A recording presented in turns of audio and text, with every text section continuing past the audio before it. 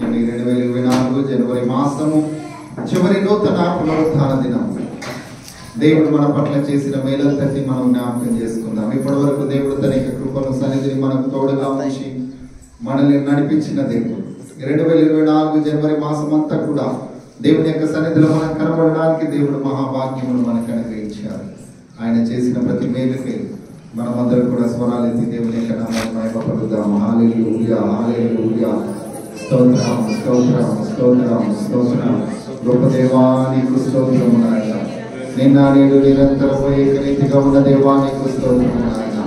ఉన్నవాడా నీకు స్తోత్రం, మనవాడా నీకు స్తోత్రము నాయన. అద్భుత ఆశ్చర్య కార్యాలు చేస్తూ ఉన్న దేవా నీకు స్తోత్రము నాయన. మా సంఘంలో ప్రభువా, మా కుటుంబంలో నాయన ప్రతి ఒక్కరి పట్ల ప్రభువా నువ్వు చేసిన ప్రతి మేలుకై నీకే స్తోత్రము చెల్లిస్తూ ఉన్నాము. హల్లెలూయా. యేసయ్యా నీకే వందనాలు, వందనాలు, వందనాలు. స్తుతి, స్తుతి, స్తుతి, స్తోత్రము నాయన.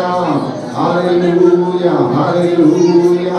ఇదిగో ప్రభువా నీ వాక్యము సెలవిచ్చిన రీతిగా ఈ చివరి దినాలలో, ఈ అంత్య దినాలలో ప్రభువా మనుషులందరూ నా ఆత్మను కుమరిస్తానన్న దేవా, ఈ ఉదయకాల సమయంలో నాయన నీ సన్నిధిలో ఉన్న ప్రతి బిడ్డ మీద నీ ఆత్మను కుమరించమని అడుగుచూ ఉన్నాము. నూతనమైనటువంటి అభిషేకములు ప్రభువా మీరు దయచేయమని అడుగుచూ ఉన్నాము. హల్లెలూయా, హల్లెలూయా. యేసయ్యా నీకే వందనాలు, వందనాలు, వందనాలు. స్తుతి, స్తుతి, స్తుతి, స్తుతి, స్తుతి, స్తోత్రం, స్తోత్రం, స్తోత్రం. నీ సన్నిధిలో ఉన్న ప్రతి బిడ్డను మీరు దర్శించండి నాయన. ప్రతి కుటుంబాన్ని మీరు దర్శించండి ప్రభువా. ఎవరు ఎలాంటి అవసరతతో వచ్చారో సమస్త మెరిగిన దేవుడా, వారి యొక్క ప్రతి హృదయ వాంఛలను మీరు తీర్చమని మేము నీ సన్నిధిలో మొరపెడుతూ ఉన్నాము. హల్లెలూయా, హల్లెలూయా. యేసయ్యా నీకే స్తోత్రం, స్తోత్రం. మీరు చేసిన ప్రతి మేలుకై ప్రభువా నీకే స్తోత్రము చెల్లిస్తూ ఉన్నాము. హల్లెలూయా. దేవుడు చేసిన ప్రతి మేలును మనము జ్ఞాపకం చేసుకుందాం. ఆయన చూపినటువంటి కృపను మనం జ్ఞాపకం చేసుకుంటూ మనం అందరం కూడా మన యొక్క స్వరాన్ని దేవుని యొక్క నామాన్ని మహిమపరుద్దాము. హల్లెలూయా, హల్లెలూయా. యేసయ్యా, యేసయ్యా, యేసయ్యా, యేసయ్యా, యేసయ్యా, యేసయ్యా, యేసయ్యా, యేసయ్యా. సదాకాలము నీతో నేను జీవించెదను యేసయ్యా. సదాకాలము నీతో నేను జీవించెదను యేసయ్యా. యేసయ్యా, యేసయ్యా, యేసయ్యా, యేసయ్యా, యేసయ్యా, యేసయ్యా, యేసయ్యా, యేసయ్యా.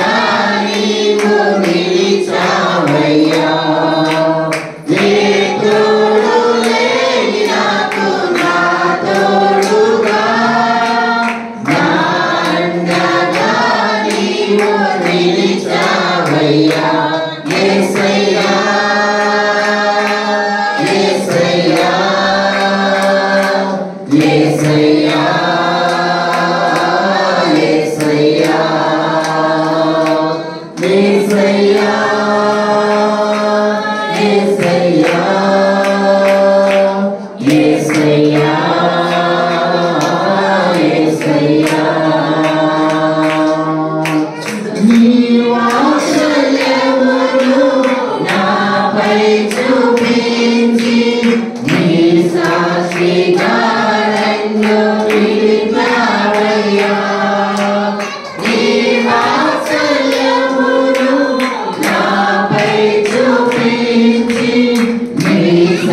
సాక్షిగాను నిలిపావయ్యా ఆశ్చర్య కార్యములు ఎన్నో చేసి నీ పాత్రగా నన్ను మలిచావయ్యా ఆశ్చర్య కార్యములు ఎన్నో చేసి నీ పాత్రగా నన్ను మలిచావయ్యా యేసయ్యా యేసయ్యా యేసయ్యా యేసయ్యా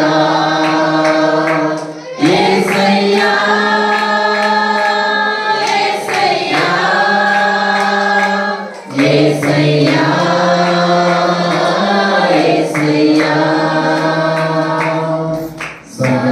సదాకాలము నీతో నేను జీవించెదను యేసయ్యా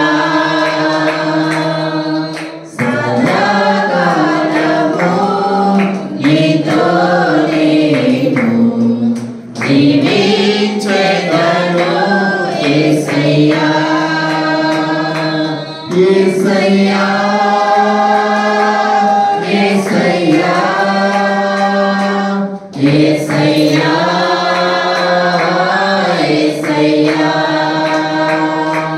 యేసయ్యా యేసయ్యా యేసయ్యా యేసయ్యా దయతో కాపాడినావు కృపనే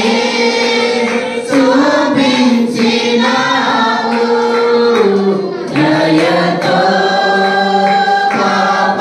కాపాడినావు కృపనే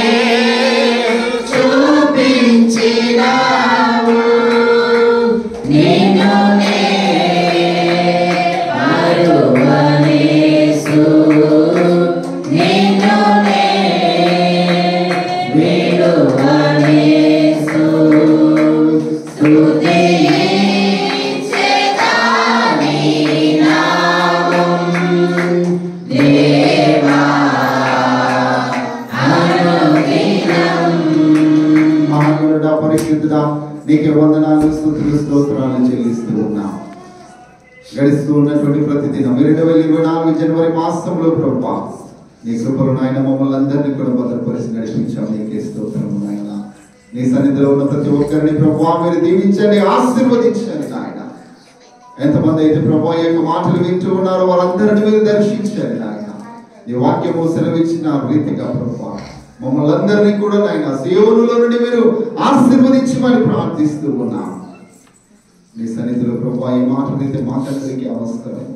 ఏ మాటల ద్వారా మేము ఆదరించబడి హెచ్చరించబడి ప్రోత్సహించబడతామో అటు మాటలు మీరే వినిపింప చేయమని ప్రార్థిస్తూ ఉన్నాం. చేరి వచ్చిన సంఘంలో ప్రభువా మీరు దీవించండి, ఆశీర్వదించండి నాయన.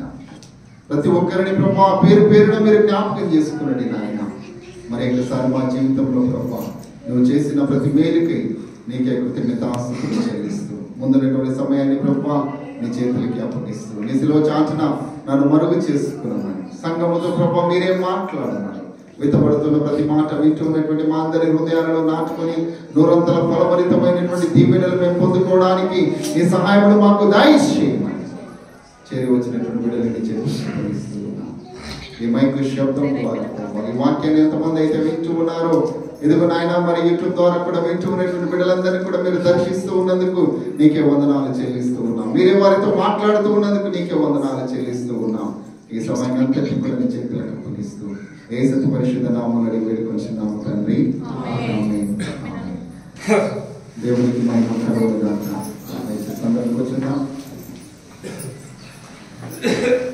మంచిది. పరిశుద్ధ గ్రంథంలో నుంచి దేవుని యొక్క వాక్యాన్ని మనం ధ్యానం చేద్దాం.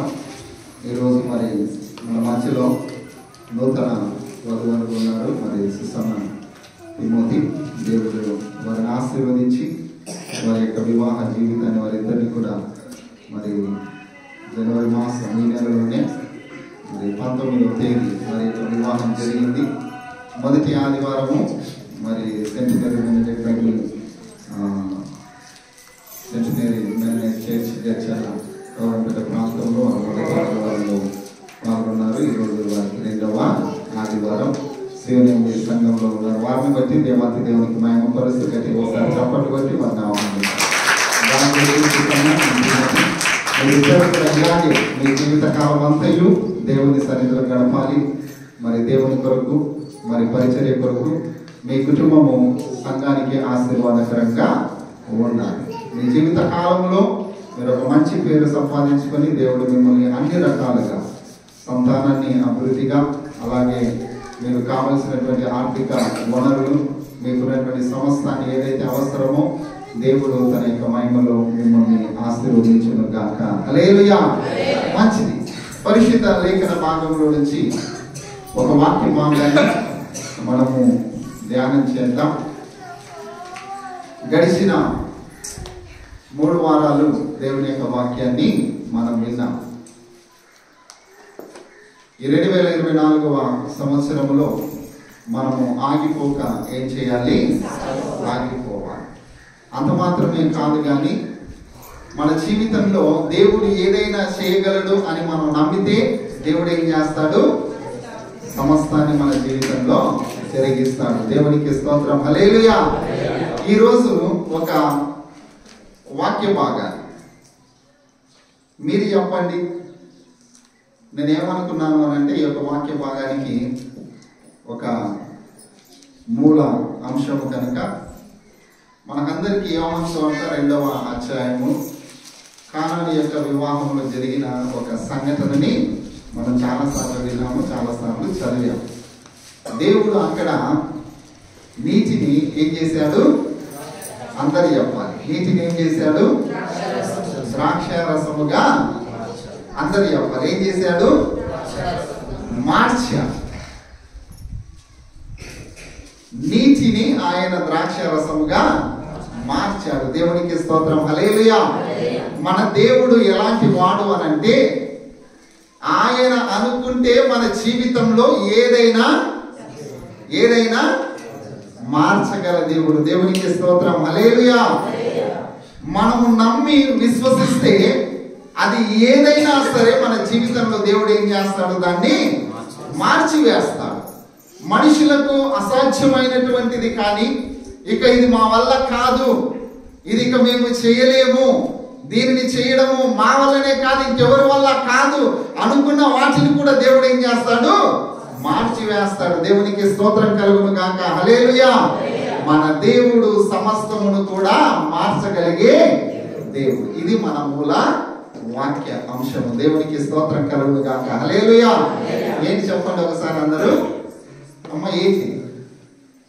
మన దేవుడు ఏదైనా సరే సమస్తాన్ని మార్చగలిగే దేవుడు. పరిశుద్ధ లేఖన భాగంలో నుంచి ఒక వాక్య భాగాన్ని చదువుకుందాం. దానియేలు పుస్తకం 2వ అధ్యాయం 21వ లేఖన భాగాన్ని మనం చదువుదాం. దానియేలు పుస్తకము 2వ అధ్యాయం 21వ వచనం. ఆయన కాలములను సమయములను మార్చువాడై ఉండి. ఆయన కాలములను సమయములను మార్చువాడై ఉండి. దేవునికి స్తోత్రం కలుగును గాక. హల్లెలూయా.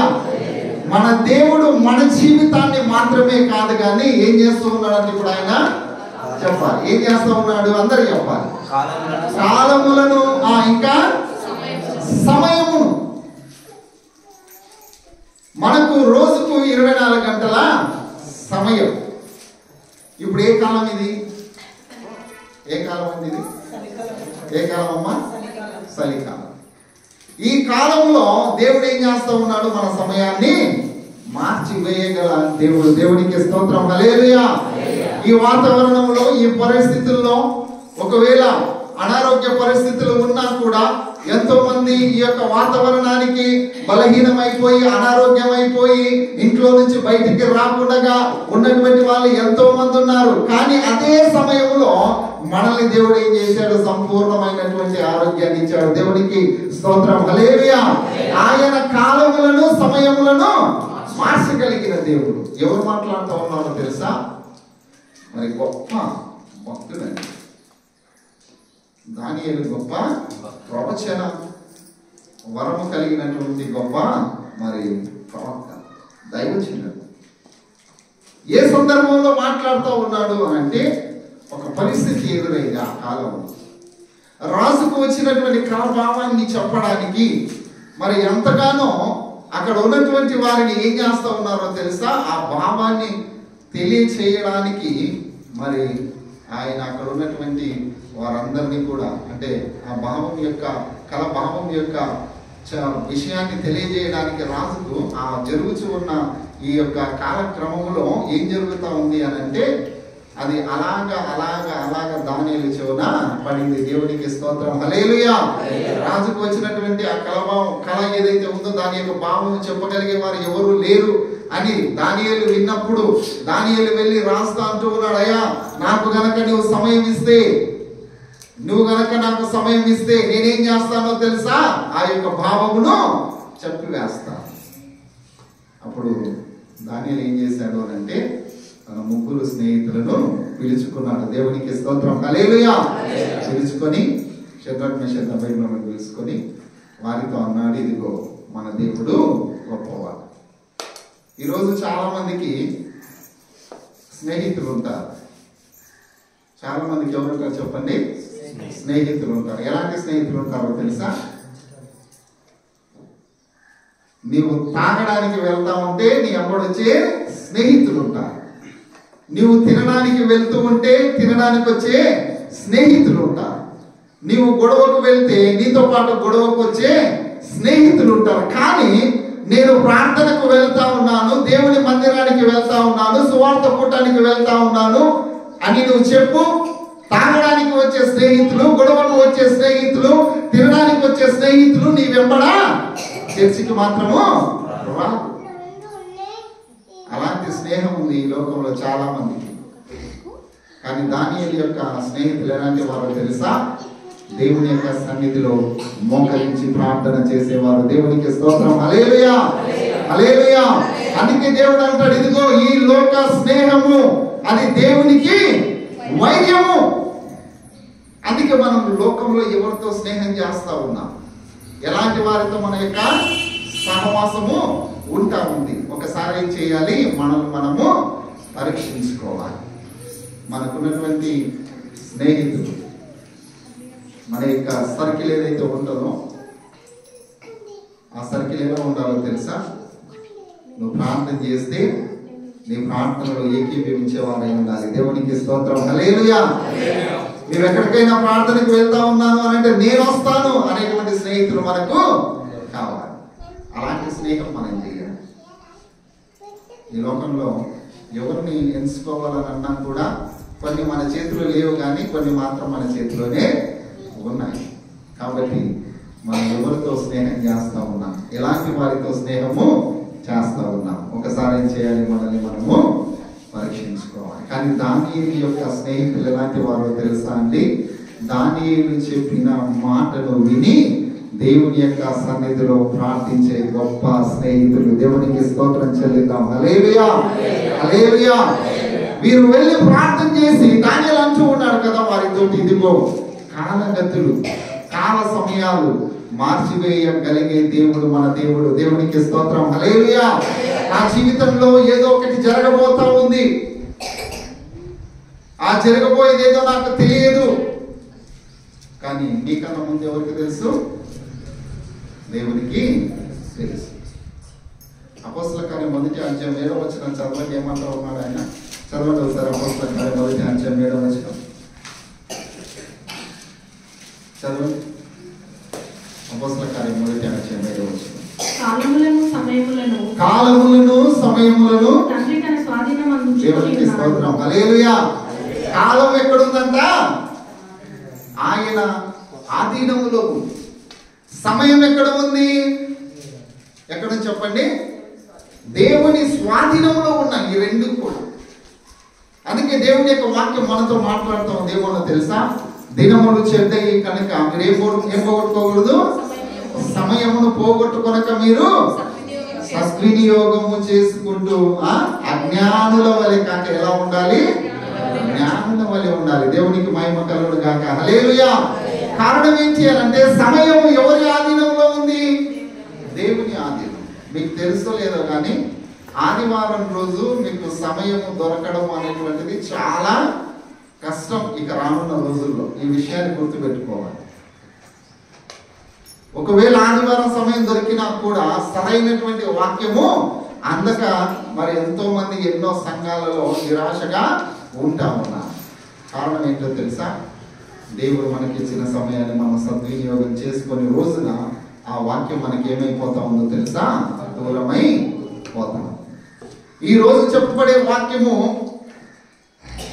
అంటే ఏమంటారు? ముఖాముఖిగా ఇది వినాలంటే చాలా కష్టం. ఇక్కడ నిలబడి దేవుడు నన్ను వాడుకునే ఈ సమయాన్ని వచ్చే వారం దేవుడు ఏం చేస్తాడు? మార్చి వేస్తాడు. దేవునికి స్తోత్రం. హల్లెలూయా. కాబట్టి మనకు సమయము దొరికినప్పుడే ఆయన ఆధీనములో కాలం ఉందండి. ఆయన ఆధీనములో సమయము. మన జీవితంలో దేవుడు ఏది చేసినా కూడా అది ఆయన సమయానుసారంగా మన జీవితంలో జరిగిస్తారు. జాగ్రత్తగా గమనించండి. గిబియోను గురించి ఎంతమందికి తెలుసు? గిద్యోను కాదు, గిబియోను అనేటువంటి ఒక పట్టణం గురించి. యెహోషువ నాయకత్వంలో కానాను దేశానికి వెళుతూ ఉన్నటువంటి ఇశ్రాయేలు ప్రజలు ఎవరైతే ఉన్నారో వారు హాయి అనేటువంటి పట్టణాన్ని పట్టుకున్న తర్వాత, హాయి అనేటువంటి పట్టణం కూడా చాలా మంచి పట్టణం, పెద్ద పట్టణం. అది చిన్నగా ఉన్నప్పటికీ దానికి ఉన్నటువంటి వనరులు, సంపద అది చాలా మరి సస్యశ్యామలంగా కనబడినటువంటి పట్టణం. అలాంటి పట్టణాన్ని దేవుడు యెహోషువకు అప్పగించిన తర్వాత ఈ గిబియోను పట్టణస్థులు ఎవరైతే ఉన్నారో, రాజు ఎవరైతే ఉన్నారో ఆయన ఒక ఆలోచన చేశారు. ఏంటో తెలుసా? యెహోషువ నాయకత్వంలో మోషే దగ్గర నుంచి యెహోషువ దగ్గరికి వచ్చేసరికి, మోషే నుంచి యెహోషువ దగ్గరికి వారు యుద్ధాలు చేస్తూ ఆక్రమించుకుంటూ వారు వస్తూ ఉన్నటువంటి రాజ్యాలు ఏవైతే ఉన్నాయో వాటన్నిటినీ కూడా ఈ గిబియోను యొక్క రాజుతో ఉన్నటువంటి వారందరూ కూడా ఆలోచన చేశారు. ఏమన్నో తెలుసా? యెహోషువ నాయకత్వంలో నడిపించబడుతున్నటువంటి ఇశ్రాయేలు ప్రజలు ఎవరైతే ఉన్నారో వారి దేవుడు గొప్పవాడు కనుక వారితో మనం యుద్ధము చేయకుండానే మనం ఏం చేద్దాము? వారితో సంధి చేసుకుందాం. ఎందుకంటే ఆ పట్టణం మీదకి, ఆ ప్రజల మీదకి మనం యుద్ధానికి వెళితే మనము గెలవలేము, మనం ఓడిపోతాం. గిబియోను పట్టణంలో ఉన్నటువంటి మనుషులు ఎలాంటి వారు తెలుసా? మంచి యుద్ధ నైపుణ్యము కలిగినటువంటి, బలము కలిగినటువంటి వారు. దేవునికి స్తోత్రం. హల్లెలూయా. వారు ఇశ్రాయేలు ప్రజల మీదకి యుద్ధానికి వెళ్ళడానికి ఎంత సామర్థ్యం ఉన్నా కూడా వారు గ్రహించిన ఒక గొప్ప సంగతి ఏంటో తెలుసా? మేము యెహోషువ మీదకి యుద్ధానికి వెళితే యుద్ధంలో మాకు అపజయమే, మేము గెలవలేము. ఎందుకోసం అని అంటే యెహోషువ ఆరాధిస్తూ ఉన్నటువంటి దేవుడు జీవము కలిగిన దేవుడు. దేవునికి స్తోత్రం. హల్లెలూయా. అంత గొప్ప దేవుడు వారి పక్షాన ఉన్నాడు. అంత గొప్ప దేవుడు సమస్తాన్ని కూడా వారి చేతికి అప్పగిస్తూ అన్ని దేశాల మీద, అన్ని రాజ్యాల మీద వారికి విజయాన్ని కలగజేస్తూ వారికి ముందుగా వారి దేవుడు నడుస్తూ ఉన్నాడు కనుక మనం వారి మీదకి యుద్ధానికి వెళ్ళకుండా వారితో మనం సంధి చేసుకున్నాం. వచ్చి యెహోషువతోటి వారు మాట్లాడుకొని సంధి చేసుకొని యుద్ధము లేకుండా ఆ పట్టణాన్ని యెహోషువకు అప్పగించారు. దేవునికి స్తోత్రం. హల్లెలూయా. ఎప్పుడైతే గిబియోను వీరి హస్తగతం అయిపోయిందో ఆ చుట్టుపక్కల ఉన్నటువంటి రాజ్యంలో ఉన్నటువంటి కొంతమంది రాజులు ఏకమైపోయి వారు అనుకున్నారు, ఏమన్నా తెలుసా? గిబియోను పట్టణం మీదకి మనం యుద్ధానికి బయలుదేరుదాం. దేవునికి స్తోత్రం. హల్లెలూయా. గిబియోను పట్టణంలో ఎవరున్నారు? యెహోషువ ఉన్నాడు, ఇశ్రాయేలు ప్రజలు ఉన్నారు.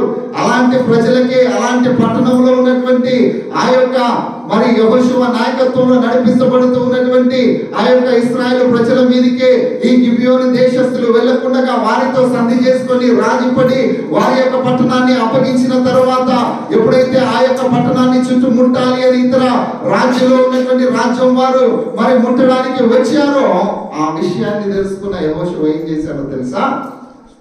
యుద్ధానికి సిద్ధపడి ఆ రాజుల మీదకి యుద్ధానికి వెళ్ళాడు. దేవునికి స్తోత్రం. హల్లెలూయా. నేను త్వరగా చెప్పేస్తా ఉన్నా. ఏం జరుగుతూ ఉందో తెలుసా? ఒకసారి ఆ వాక్య భాగాన్ని మనం చదువుదాం. యెహోషువ పుస్తకం తీయండి. 10వ అధ్యాయం 12 నుంచి 2 వచనాలు చదువు. యెహోవా ఇశ్రాయేలీయుల ఎదుట అమోరీయులను అప్పగించిన దినమున ఇశ్రాయేలీయులు వినుచుండగా యెహోషువ యెహోవాకు ప్రార్థన చేశాడు. జాగ్రత్తగా వినండి ఈ మాటలు. ఇశ్రాయేలీయులు వినుచుండగా యెహోషువ ఇలాగ ప్రార్థన చేశాడు. సూర్యుడా నీవు గిబియోనులో నిలువుము. చంద్రుడా నీవు అయ్యాలోను లోయలో నిలువుము. దేవునికి స్తోత్రం. హల్లెలూయా. ఈ సూర్యుడు చంద్రుడు ఎవరి మాట వింటూ ఉన్నారండి? ఎవరి మాట వింటూ ఉన్నారు? యెహోషువ వెళ్ళి ప్రార్థన చేస్తా ఉన్నారు. దేవుని యొక్క సన్నిధిలో ఎక్కడైతే ఆయన నిలబడి ప్రార్థన చేస్తా ఉన్నాడో అదే దేవుని యొక్క సన్నిధి. నువ్వు ఏ విషయం గురించి అయితే ఎక్కడైతే ప్రార్థన చేస్తావో అది దేవుని యొక్క సన్నిధి. అది మందిరమే గాని, నీ ఇంట్లో ఏర్పరచుకున్న ప్రార్థన స్థలమే గాని, నువ్వు ఒక చోటికి వెళ్ళి ఒక ప్రాంతానికి వెళ్ళి నేను ప్రతిరోజు ఇదిగో ఈ అరణ్య ప్రాంతంలో ఈ యొక్క రాయి మీద కూర్చొని ప్రార్థన చేస్తాను అని నువ్వు తీర్మానం తీసుకున్నావా? అది దేవుని సన్నిధితో సమానం. ఇశ్రాయేలు ప్రజలందరూ కూడా వినేలాగున యెహోషువ ఏం చేస్తా ఉన్నాడంట? ప్రార్థన చేస్తా ఉన్నాడు. సూర్యుడా నువ్వెక్కడ నిలబడాలి? గిబియోనులో. దేవునికి స్తోత్రం. హల్లెలూయా. కారణం ఏంటి అనంటే కాలగతులు ఎవరి వశంలో ఉన్నాయి? దేవుని వశంలో. యెహోషువ ప్రార్థించగా, యెహోషువ దేవుని యొక్క సన్నిధిలో మొరపెట్టగా ఆ రోజు ఏమైందండి? యుద్ధము జరిగేంత వరకు సూర్యుడు అస్తమించలేదు, నిలబడిపోయిందంతే. చీకటి కమ్మాల్సినటువంటి సమయము, సూర్యుడు ఉదయించాల్సినటువంటి సమయము, సూర్యుడు నిలబడిపోయాడు, చంద్రుడు అలాగే నిలబడిపోయాడు. వీరందరూ కలిసి యుద్ధం చేస్తూ ఉన్నప్పుడు మన దేవుడు ఎవరి పక్షాన ఉన్నాడు? ఇశ్రాయేలు పక్షాన నిలబడి వారితో యుద్ధం జరుగుతూ ఉండగా ఆ దినము అలాగే నిలిచిపోయింది. దేవునికి స్తోత్రం. హల్లెలూయా. ఒక దినము గడవాల్సినటువంటి సమయాన్ని దేవుడు ఏం చేశాడు? మార్చి వేశాడు. దేవునికి స్తోత్రం. హల్లెలూయా.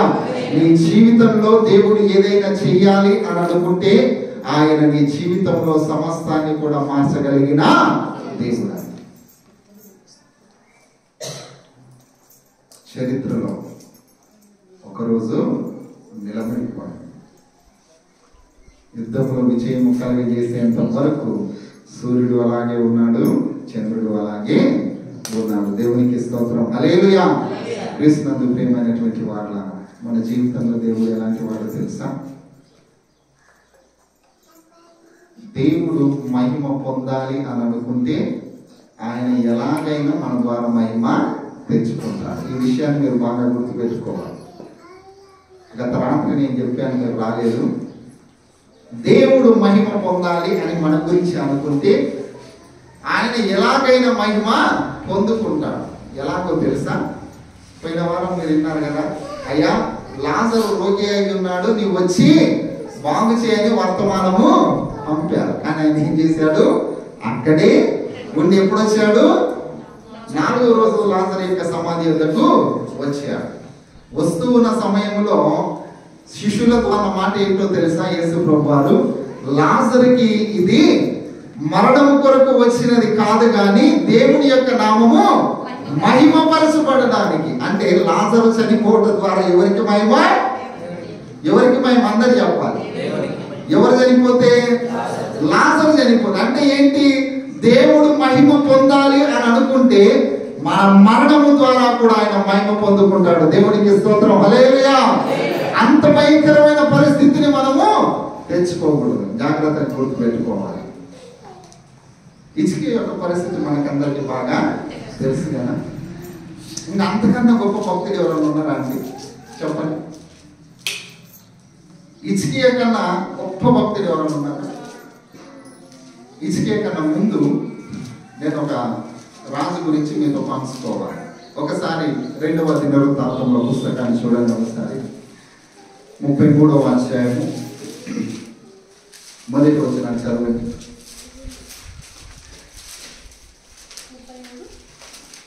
మొదటి వచనం.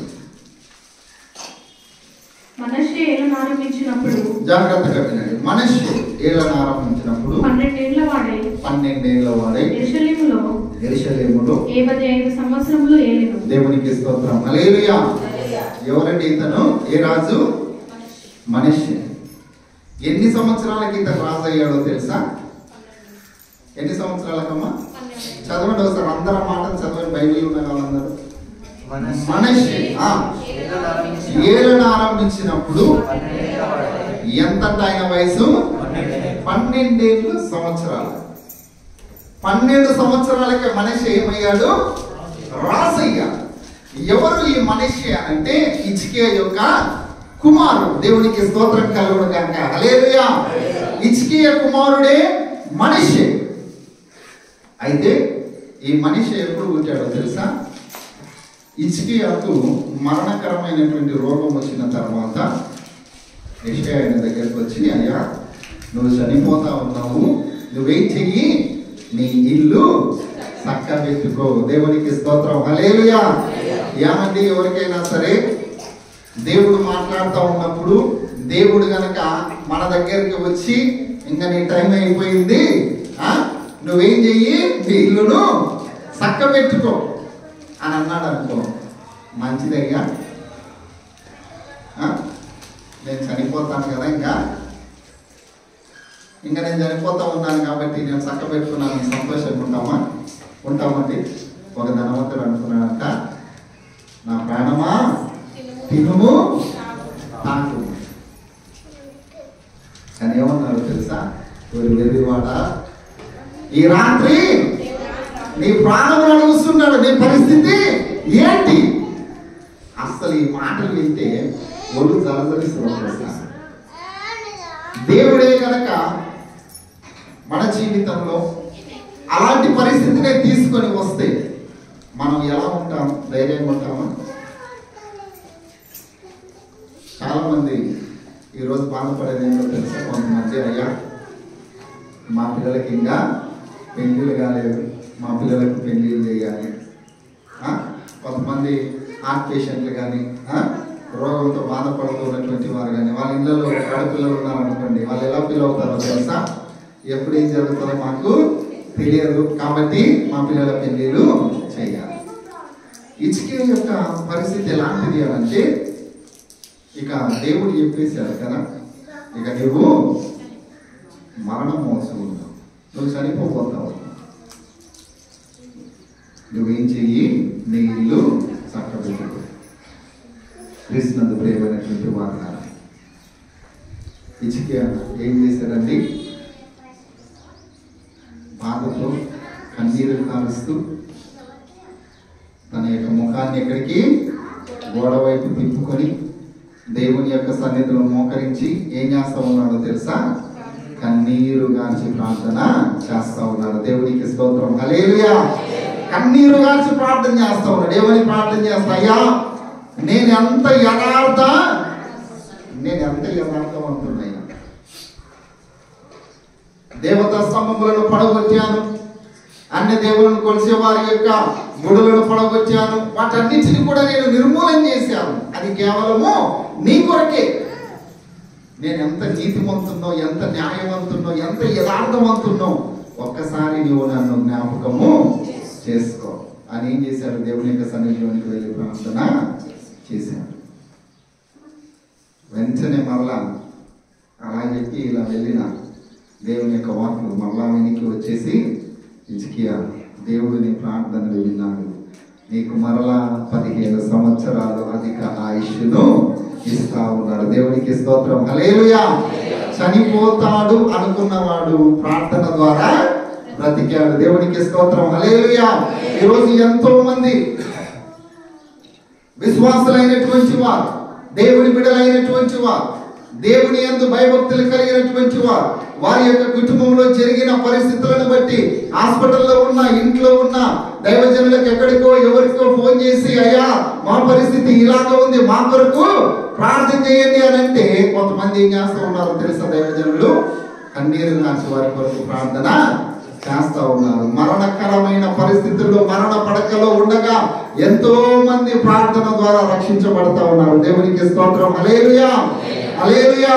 మన జీవితంలో కూడా మన గురించి ఎవరో ఒకరు ప్రార్థన చేస్తూ ఉండొచ్చు. మీకు విషయం తెలుసుకోలేదు, మన సంఘం కొరకి మీరు వచ్చినా రాకపోయినా సంఘ కాంపని అంటే నాకు బాధ్యత. గారు ప్రార్థన చేస్తారు, సత్తమ్మ గారు ప్రార్థన చేస్తారు, అందరి కొరకు వరస వ్యక్తి ఒక విషయాన్ని గుర్తుంచుకోవాలి. ఈ రోజు మనం ఎంత క్షేమంగా ఉన్నాము అని అంటే మన వెనకాల ఎవరో మన కొరకు ప్రార్థన చేస్తాం. ఈ విషయాన్ని మీరు బాగా గుర్తుపెట్టుకో. ఎవరో ఒకరు మన సంఘంలో, మనలోనే ఎవరో ఒకరు మన కొరకు, మన కుటుంబం కొరకు ప్రార్థన చేస్తూ ఉన్నారు. కాబట్టి మనం ఈ రోజు ఈ స్థితిలో ఉన్నాము అనేటువంటి విషయాన్ని మనము గుర్తుపెట్టుకోవాలి. అది ఎప్పుడు మనం మర్చిపోలేదు. ఇజ్కియా యొక్క జీవితంలో కూడా కన్నీటి ప్రార్థన ద్వారా దేవుడు ఏం చేశాడమ్మా? మరలా 15 సంవత్సరాలు అధిక ఆయుష్ను అనుగ్రహించాడు. దేవునికి స్తోత్రం. హల్లెలూయా, హల్లెలూయా. ఆయన అనుకుంటే చనిపోయిన వారిని బతికించడం మాత్రమే కాదు, మరణములోనికి వెళ్ళకుండా నిన్ను బ్రతికించే దేవుడు ఆయన. దేవుడికి స్తోత్రం. హల్లెలూయా. ఇజ్కియా పరిస్థితి అదే. ఇక నువ్వు మరణించవు, నేను నిన్ను ఇంకా 15 సంవత్సరాలు అధిక ఆయుష్ను నేను నీకు ఇస్తా ఉన్నా. ఆ పొడిగించబడిన 15 సంవత్సరాల ఆయుష్ కాలంలోనే 3వ సంవత్సరంలో పుట్టిన వాడే మనిష. దేవునికి స్తోత్రం. హల్లెలూయా. మనిషి ఎన్నో సంవత్సరం పుట్టాడు? 3వ సంవత్సరం. ఇజ్కియాకు దేవుడు అనుగ్రహించిన ఆ 15 సంవత్సరాల ఆయుష్ కాలంలోనే పుట్టినటువంటి వాడు మనిషి. 12 సంవత్సరాలు ఆయన రాజుగా నియమింపబడ్డాడు.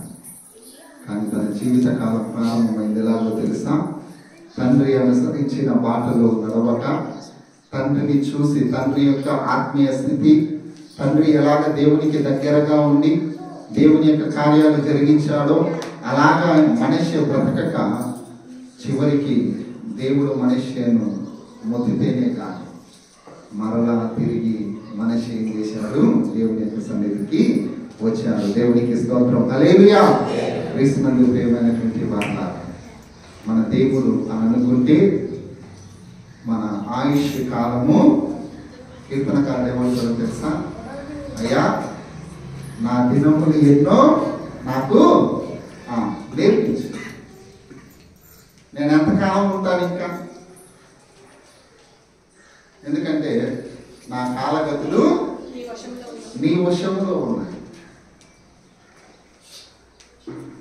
ఎప్పుడు ఏం జరుగుతుందో నాకైతే తెలియదు, కానీ నువ్వు సమస్తమును ఎరిగిన దేవుడవు. దేవునికి స్తోత్రం. హల్లెలూయా. క్రీస్తునందు ప్రియమైనటువంటి వార్త, కాలములు సమయములు ఎవరి ఆధీనంలో ఉన్నాయి? ఆయన ఆధీనంలో ఉన్నాయి. ఆయన అనుకుంటే మన జీవితంలో దేనినైనా సరే మార్చగలిగే దేవుడు ఆయన. ఏదైనా సరే, అయ్యో నా పరిస్థితి బాగాలేదు కదా, నేను ఇలాగ ఉన్నాను కదా, మరి నాకున్నటువంటి ఈ స్థితిని నేను ఎలాగ పైకి రాగలను? మన దేవుడు అనుకుంటే నేను ఆశీర్వదిస్తే ఆ ఆశీర్వాదాన్ని ఆపగలిగి వారెవరు లేరు. నువ్వెంత కష్టపడి, ఎంత ప్రయాసపడి, నువ్వెంత పని చేసినా కూడా దేవుడిని ఆశీర్వదించిన దానికంటే ఎక్కువగా నువ్వేమీ అభివృద్ధి చెందవు. కాలగతులు ఎవరి వశంలో ఉన్నాయండి? దేవుని వశంలో ఉన్నాయి. దేవుడు మనల్ని నడిపిస్తూ ఉన్నాడు. ఆత్మీయమైన స్థితిలో దేవుడు మనల్ని తీసుకెళ్తా ఉన్నాడు. అదే సమయంలో సాతాను కూడా ఏం చేస్తూ ఉందో తెలుసా? మనల్ని చెడగొట్టడానికి దానికి కూడా సమయము లేదు. చూడండి ఒకసారి ప్రకటన గ్రంథం 12వ వచనం చదవండి. అక్కడ ఏమన్నా ఉంటుంది? ప్రకటన గ్రంథం 12వ వచనం. అందుచేత పరలోక నివాసులారా ఉత్సహించుడి. భూమి సముద్రమా మీకు శ్రమ. అపవాది తనకు సమయము కొంచెమే అని తెలుసుకొని. ఏంటమ్మా? అపవాది తనకు సమయము కొంచెమే అని తెలుసుకొని క్రోధం గలవాడై. అబ్బా, అర్థమైపోయింది. ఎవరికో తెలుసా? అపవాదికి. కాలగతులు ఆయన వశంలో ఉన్నాయి. మన జీవితంలో ఏం జరగాలో ప్రసంగి అంటాడు. 3:1 చూడండి ఒకసారి. ప్రసంగి అంటాం 3:11 చదవండి త్వరగా. నేను ఈ వాక్యాన్ని వచ్చే వారిని కంటిన్యూ చేస్తాను. ప్రసంగి 3:11 త్వరగా. దేని కాలమునందు అది చక్కగా నుండునట్లు సమస్తమును ఆయన నియమించి ఉన్నాడు. దేవునికి స్తోత్రం. హల్లెలూయా. మన జీవితంలో ఈ విషయాన్ని మీరు బాగా గుర్తుపెట్టుకోండి. ఇస్కియా యొక్క జీవితంలో ఎలాగైతే తాను మరణిస్తాడు అని అనుకున్నటువంటి సమయంలో దేవుని యొక్క సన్నిధిలోనికి వెళ్ళి ప్రార్థన చేసి మరలా అధిక ఆయుష్ను పొందుకున్నాడు. మన జీవితంలో కూడా దేవుడు కార్యము జరిగిస్తూ ఉన్నప్పుడు, దేవుని యొక్క కార్యాలు మన జీవితంలో ఆరంభమవుతూ ఉన్నప్పుడు, దేవుని యొక్క సన్నిధికి మనం వచ్చి ఆత్మీయంగా ప్రార్థనలో మన విశ్వాసంలో బలపడుతూ ఉన్నప్పుడు సాతాను ఏం చేస్తా ఉందో తెలుసా? నేను చెరగొట్టడానికి ఇంకా దానికి సమయము దానికి కొంచెమే. అపవాది కూడా అనుకుంటూ ఉంది, అయ్యో నేను ఎంతమందిని వడగొట్టేది, నాకు కూడా సమయము సరిపో. చాలా బిజీ అయిపోయింది అది కూడా. ఒక విషయాన్ని మీరు గుర్తుపెట్టుకోవాలి. అపవాది ఏమనుకుంటుందో తెలుసా? నాకు సమయము కొంచెమే. మనం అనుకుంటా ఉన్నాము, రెండవ రాకడ కదా, రెండవ రాకడ యేసు ప్రభు వచ్చేటప్పుడు కదా, ఈరోజు ఏమీ జరుగుతుంది. ఒక విషయాన్ని గుర్తుపెట్టుకోండి, దేవుని రాకడ ఇప్పుడే అయితే మనం ఎత్తబడే గుంపులో ఉండాలి అని అంటే మనం సమయాన్ని సద్వినియోగము చేసుకోవాలి. దేవునికి స్తోత్రం. హల్లెలూయా, హల్లెలూయా. ఒకవేళ బుద్ధి లేని కన్యకలలో మనం అశ్రద్ధగా ఉన్నామా, మనం ఏమవుతాము? విడవబడతాం. క్రీస్తునందు ప్రియమైనటువంటి మాట, మన జీవితంలో ఏది జరుగుతూ ఉన్నా కూడా సమస్తము ఆయన యొక్క ఆధీనంలో ఉంచుకున్నాం. ఇంకా ఈ వాక్య భాగాన్ని వచ్చేవారు మనం ధ్యానం చేద్దాం. అందరం మోకరిద్దాం. కొద్ది నిమిషాలు ప్రార్థన చేద్దాం. అందరం మోకరిద్దాం. కొద్ది నిమిషాలు మనం ప్రార్థనలో గడుపుదాం. ఈ నూతన పునరుద్ధారణ దినములు దేవుని యొక్క వాక్యాన్ని మనం చూస్తూ మన జీవితంలో ఆయన సమస్తమును కూడా మార్చగలిగే దేవుడుగా ఉన్నాడు. ఈ 2024లో నీకు ఏదైనా కీడు జరగబోతూ ఉందా, దాన్ని మేలుగా మార్చగలిగే దేవుడుగా ఉన్నాడు. నీ భవిష్యత్తులో, నీ జీవిత కాలంలో దేవుడు చేస్తూ ఉన్న అద్భుతమైనటువంటి కార్యాలను మనం ఒకసారి జ్ఞాపకం చేసుకోవాలి. ఇజ్కియా యొక్క జీవితంలో మరణకరమైనటువంటి పరిస్థితుల్లో నుంచి తప్పించి మరలా 15 సంవత్సరాల అధిక ఆయుష్ను అనుభవించాను. యెహోషువ నాయకత్వంలో ఇశ్రాయేలు ప్రజలకు గిబియోనులో యుద్ధం చేస్తూ ఉన్నప్పుడు సూర్యుడు చంద్రుడు నిలిచిపోయాడు. యుద్ధము ముగిసే వరకు ఆ రోజు దినము సమీపించాలి. క్రీస్తునందు ప్రియమైనటువంటి వాళ్ళ కాల గతులు, సమయములు ఆయన ఆధీనంలో ఉన్నాయి.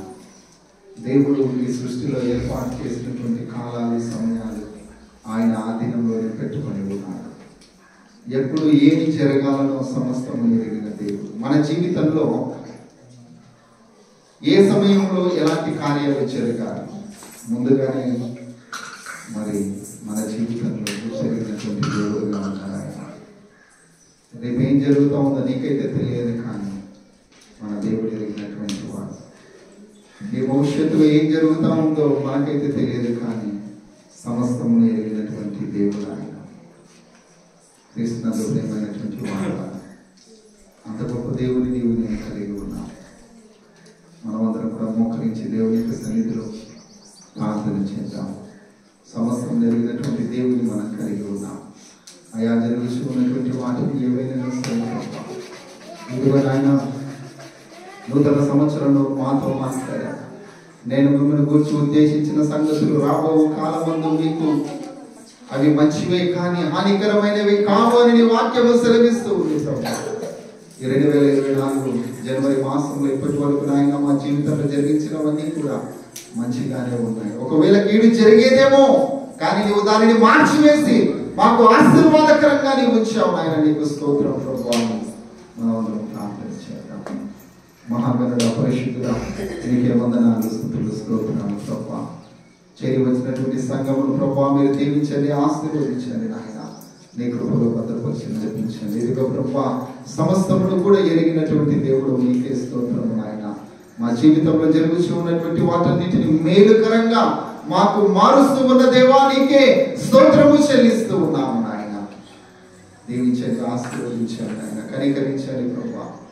ఎంతమంది అయితే నాయన నీ యొక్క సన్నిధిలో ఉండి మాటలు వింటూ ఉన్నారు ప్రభువా, ఎంతమంది అయితే నాయన ఈ యొక్క మైక్ శబ్దం ద్వారా ప్రభువా నీ వాక్యాన్ని వింటూ ఉన్నారు నాయన, ఎంతమంది అయితే ప్రభువా ఈ యొక్క యూట్యూబ్ ద్వారా నాయన నీ మాటలు వింటూ ఉన్నారు, వారందరినీ కూడా మీరు దీవించమని ఆశీర్వదించమని ప్రార్థిస్తూ ఉన్నారు.